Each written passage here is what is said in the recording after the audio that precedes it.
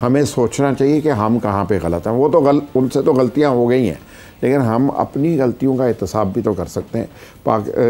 यानी मुझे तो हमारे पैनल में मुश्ताक होते हैं, और बांग्लादेश की टीम सुपर 8 पे चली गई है, किसी को तवक्को नहीं थी, सबको ख्याल था कि श्रीलंका की टीम चली जाएगी। आपकी टीम के साथ कोई कोचिंग का निज़ाम जो है उसको आप अंडरस्टैंड कर लें। उससे वर्ल्ड कप से पहले जैसे टीम जा रही थी, किसी को ये नहीं पता था कि इस कप्तान के साथ पूरी टीम है कि नहीं है। तो हम तवक्कुआत कैसे बांध रहे थे, और हम यहाँ पे बैठ के कौम को मोटिवेट क्यों कर रहे थे, ताकि वो एकदम गिर जाए और डीमोरलाइज हो जाए। देखें, हकायक जो है उनको हमेशा बयान करना चाहिए अच्छी तजावीज़ के साथ, और कोशिश करनी चाहिए कि कौम के साथ साथ क्रिकेट की बेहतरी के लिए तजावीज़ और सोसाइटी का जो प्रेशर होता है ना, वो बेहतरी के लिए होना चाहिए। आप इतनी बुराइयां अगर टीम की करना छोड़ दें और उस निज़ाम की बुराई के ऊपर हम सब पैनलिस्ट, जर्नलिस्ट, मीडिया तवज्जो देना शुरू करें, तो ये प्रेशर बिल्ड हो सकता है और ये प्रेशर बेहतर नताइज प्रोड्यूस कर सकता है। लेकिन मुझे अफसोस होता है कि मैं एक टीवी चैनल देख रहा हूँ, वो 3 लोग वहाँ बैठे हुए हैं, उनमें से एक साहब दावा करते हैं कि मैं तो बाबर आजम से बड़ा क्रिकेटर हूँ। तो मैं उस बाउंसर को नहीं भूला जिसके बाद उन्होंने क्रिकेट नहीं खेली। तो मुझे आप ये बताइए कि हम क्या कहना चाहते हैं। उनमें से एक ऐसे क्रिकेटर को भी मैं जानता हूँ जो कहते हैं कि मैंने T20 इंट्रोड्यूस करवाई, मैं वनडे का बेस्ट प्लेयर था।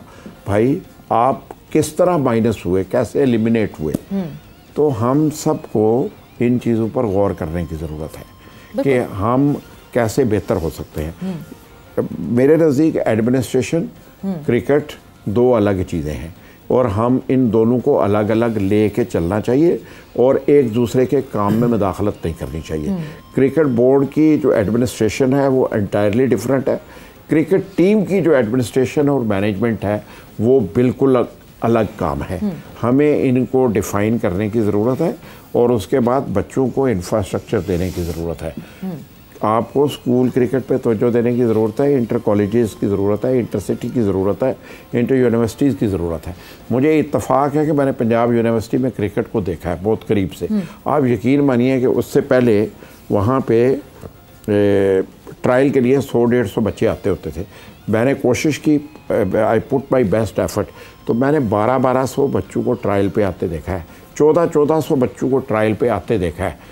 तो लेकिन अब हमारे यहाँ वो कॉन्सेप्ट ही ख़त्म हो गए हैं कि आपने मोटिवेशन कैसे देनी है। मोटिवेशन इन बच्चों को जो 12 क्रिकेट खेल रहे हैं उनको ज़रूरत नहीं है। मोटिवेशन उस जनरेशन को है जिनसे आपने टैलेंट तलाश करना है। उस टैलेंट को तलाश करके आगे लेके आए तो शायद हम आगे बढ़ सकेंगे। बिल्कुल। वो तो मिसबाउल हक भी सिलेक्शन करने के लिए आते हैं पंजाब यूनिवर्सिटी की।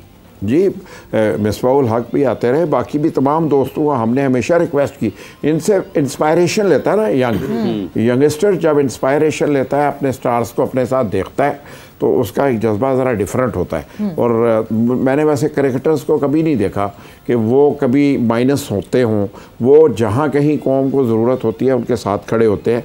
मैंने ट्रायल के लिए जब भी कभी किसी को रिक्वेस्ट की वो अवेलेबल हुआ, किसी को कोचिंग के लिए टिप्स के लिए भी बुलाया तो वो भी अवेलेबल हुए, और टीम के कप्तान भी आए, कोच भी आए, सब क्रिकेटर आते हैं।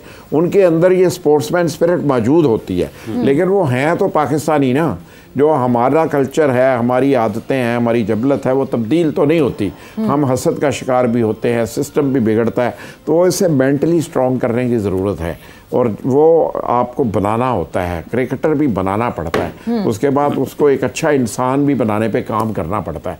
इस पे बदकिस्मती से हमारे यहाँ कोई काम नहीं होता। हमारे बच्चे जो हैं बहुत पुअर सिस्टम से आते हैं, वो गलियों में क्रिकेट खेलते आते हैं। अगर आज मोहम्मद यूसुफ का एग्जाम्पल देख लें, जिस माजी से वो आए और वो आज इंसानी सतह पे भी बहुत बेहतर काम कर रहे हैं, तो यानी ये माहौल ने, मुआशरे ने उन्हें दिया ना। तो हमें कोशिश करनी चाहिए कि मुआशरे के अच्छे खिलाड़ी बनाने के लिए हम भी अपना रोल अदा करें, बजाय इसके कि हम इतनी बैशिंग करेंगे वो कहे यार जो कर रहा है कर लो, फिर हंसी तेंजियाँ। और यही हो रहा है आजकल हमारे साथ।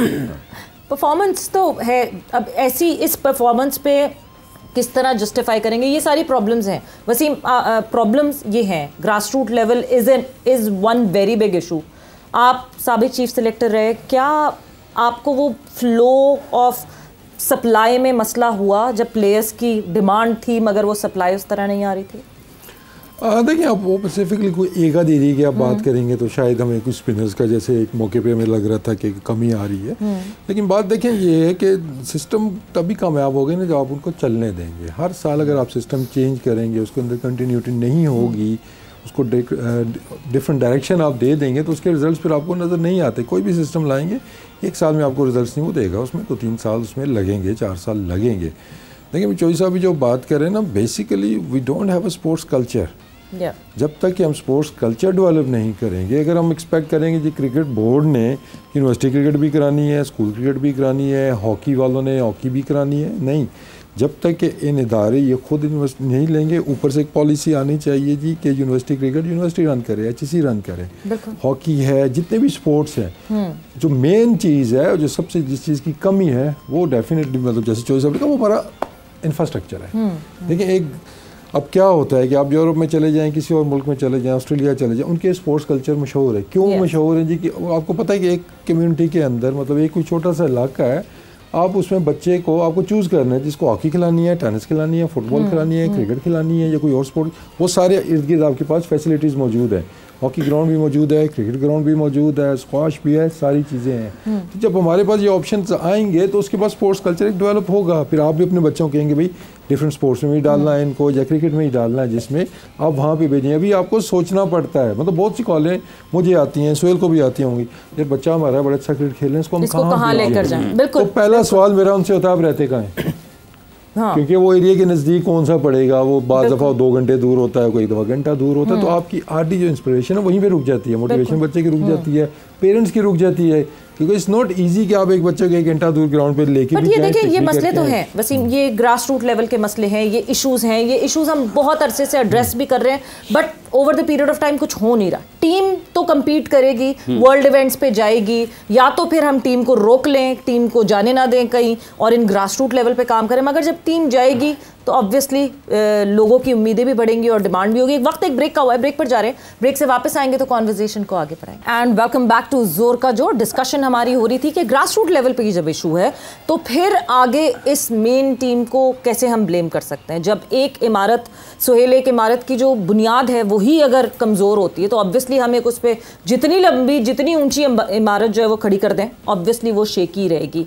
मगर फिर हमने वर्ल्ड में कम्पीट तो करना है, हमने इंटरनेशनल सिनेरियो में टीम को तो रखना है, रोक तो नहीं सकते। या तो हम 10 साल के लिए रोक दें सब कुछ और अपने ग्रास रूट लेवल को सही करें, या फिर जब टीम खेलेगी तो उसको सपोर्ट करें या उस पर बात करें या सही जितना कर सकते हैं उतना करें।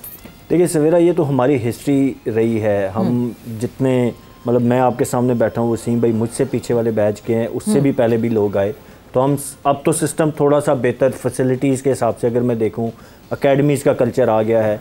बैक इन डेज़ तो मतलब स्ट्रीट क्रिकेट होती थी, जो आपकी एक इंडस्ट्री होती थी जहाँ से सारे क्रिकेटर्स प्रोड्यूस हुए, तो वो तो एक इशू बिल्कुल अपनी जगह है कि आप आइडियली तो यू वांट के आप प्लेयर्स को, जैसे चौधरी साहब भी बात कर रहे थे, खैर उस ज़माने जिस की बात ये कर रहे हैं, उस टाइम वाकई universities, club, colleges, school cricket का वजूद था, ठीक है, एक इंडस्ट्री उस हिसाब से उस सेंस में ज़रूर मौजूद थी, ग्राउंड्स मौजूद थे, गली मोहल्लों में भी ग्राउंड्स होते थे।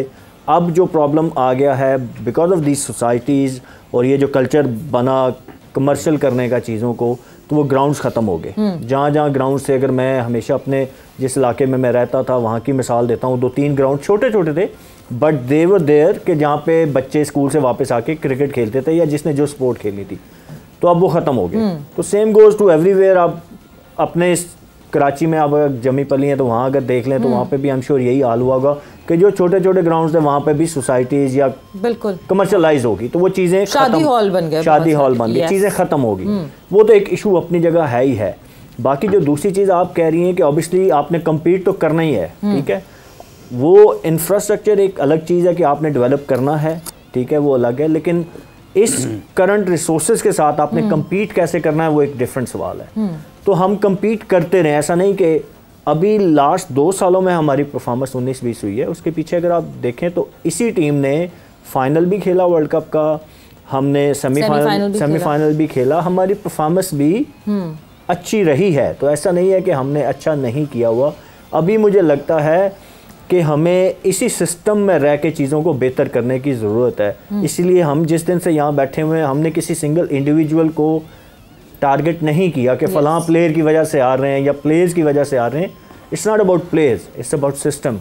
We need to improve system. जब सिस्टम इम्प्रूव होगा, चीज़ें बेहतर होंगी। पिछले 2-3 सालों में चीज़ें डिसबैलेंस हुई हैं, वो चाहे पावर को लेके हैं, चाहे आप कोचेस को देख लें कि किस तरीके से आपने कोचेस चेंज किए।